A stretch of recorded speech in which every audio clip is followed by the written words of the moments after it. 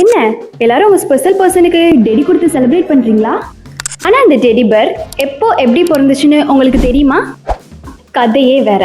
1902 அமெரிக்க பிரசிடென்டான Theodore Roosevelt வேட்டையாடுறதுக்காக போயிருந்தாங்க.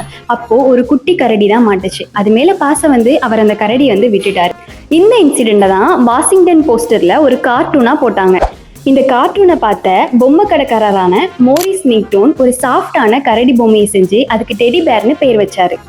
அப்படிதான் இந்த உலகம் முழுக்க இந்த கியூட்டான டெடி பேர் பரவுச்சு. இப்போ ஏன் நம்ம இதை செலிப்ரேட் பண்றோம்?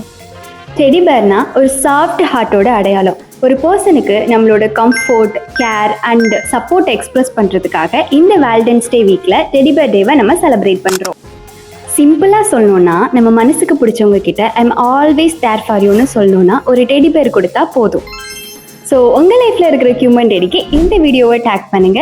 யூஸ்ஃபுல்லான இன்ஃபர்மேஷன் அண்ட் பிளாக்ஸுக்கு என்ன ஃபாலோ பண்ணிக்கோங்க. Happy teddy day friends. எனக்கும் கமெண்ட்ஸில் சொல்லுங்கள்.